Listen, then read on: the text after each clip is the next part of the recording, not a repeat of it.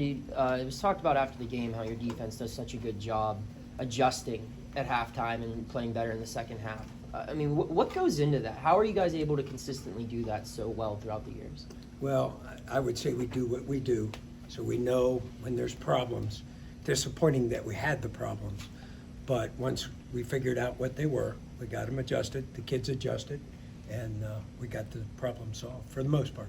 What were some of those problems that you saw? We misfit a few times, yeah, more than anything. How concerned are you with the run defense going forward after giving up 200 yards this past Saturday and then facing C.J. Donaldson, who had 125 against you guys last year? Yeah, I mean, they're good on offense. They got a good O-line, good running back. We got to get some things corrected, and I believe we will. Do they do any switches with how they block up front, like with the different methods they use for their offensive line that you guys have to watch for? I don't think so. I think they do what they do like we do. I'm sure they'll have some adjustments, some tricks.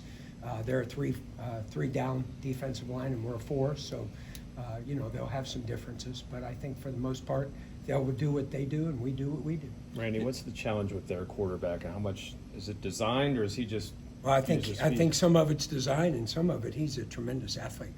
I mean, he's rushed for 110 yards in a game and a half, thrown for a lot, and they run him. They don't just scramble with him. So yeah, he's a challenge. Did PJ go to school a little bit Saturday night? No more than Eric Hallett did. I think Eric Hallett was a 4th rounder at one point. So we will keep teaching him, coaching him. He'll get better. Everybody on the team will. That's what we do and how we do it. How did Donovan play? Donovan played well. Donovan had a good game. Came in, did what he was supposed to do the way he was supposed to do it. And as I always say, that's a good competition there. And the best one this week will start. How's Shane handling the responsibilities that Mike just communicated and keep people on the same page? He was the one that told us after the game, like, hey, between outside and inside zone, our keys were off, and that's what we adjusted. Yeah. Saw, going back at the tape, looked like there were times where just pre-snap alignments were a little slow to adjust to pre-snap motion. Yeah, I think that a little bit, and we had a couple of issues with eyes, things that you're talking about.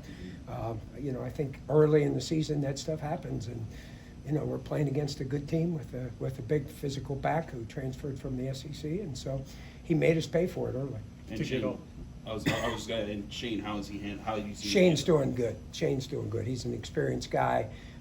When we come off the field and there were issues, we figured them out real quick because he was able to explain what was going on, what the problems were. To get all that playing time for Donovan, you had Javon playing at the field side. Are you comfortable with him in both? I know you've talked about cross-training him even back to the spring, Sure. but Yeah, now you're doing it in a game. Well, we've rotated those guys all along, and we will continue to do that as we did last year with those guys in the bowl game and during the season. So, yeah, those guys are all rotated. Randy, a bit of a different question. Can you take me through your experience and what you were feeling when MJ intercepted that pass against West Virginia last year? At that point, then, I was looking at two things. I was looking at 2-minute offense, what they would do if we scored, and then if we didn't score. That's my job, is to look at the next series. So you weren't even reacting? Oh, or as anything happy as I yeah. could be for about 1 second. Second. Game was a long way from being Yeah. over, as you guys know. You deserve more happiness at 1 second. Yeah, well, hopefully this week we'll get one. We saw Devin and David get up. They are now officially the starters. The oars were taken off for DeAndre and Tyler. But what did you see from them that they kind of just got the lone standing as starters, and how have you seen your defensive line work so far? Yeah, well, I think at the end of the day, they played the best this week. And at some point as you go along, one guy steps up enough to be the starter. That doesn't mean they're going to play every snap, as you know, but they'll at least run out there the first snap in the first set. With a lot of the issues, Pat yesterday talked about communication and even over communication. You talked about the fits. Do you how much of that do you chalk up to? I mean, you had 6 new starters. I mean, half your defense Sure. was new in that game. I mean, did a lot of it just come from first game jitters, A I guess? lot usually does, and that's why we just got to keep coaching, and there's no panic. Just keep coaching, doing what we do the way we do it, and our players will be fine.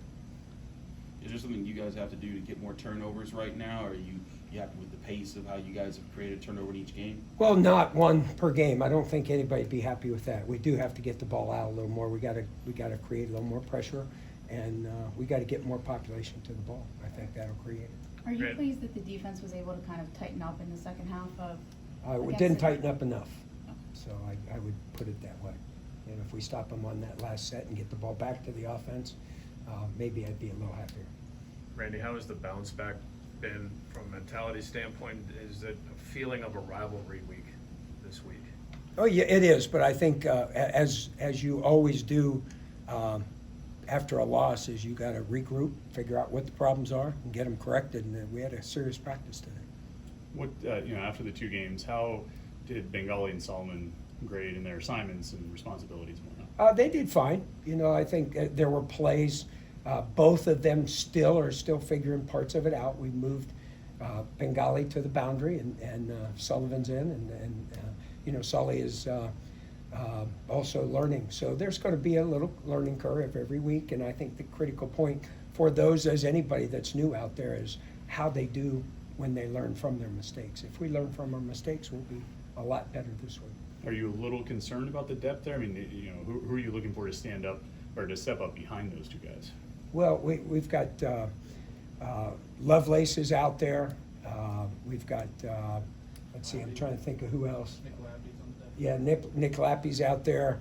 And then we can always move Shane back outside if we have to at the end of the day. So all those guys, and Kyle Lewis also will play a little more. How has Kyle looked? Because he's seen some action. I've seen. Well, him Kyle as missed a lot with the injury, Mhm. so he's every day getting a lot better. He moves well now. It's just getting reps, getting him, get him seasoned, ready to go. Your pass rushing reputation is something that you have to deal with, I guess, because the teams do anything different to try to protect the passer because you guys have been so good at it over the years. I think there's times that they'll maximum pro it, to Does throw the Cincinnati ball. do that? Some, everybody does, but it's my job to figure out how to get them to the quarterback. So what do you do then when you Well, get the I'll match? tell you after the game. Anything else for Coach Bates? Yeah, I was kind of curious. There was this play, it was 3rd and 10, they were at their 45. You had an offside call, so they move up to 3rd and 5. You Yep. kept the Delta defense out there. When you revisit that decision, Yeah, I guess is that your call from us? I don't talk about specific defensive calls. I'm sorry, that's in-house stuff.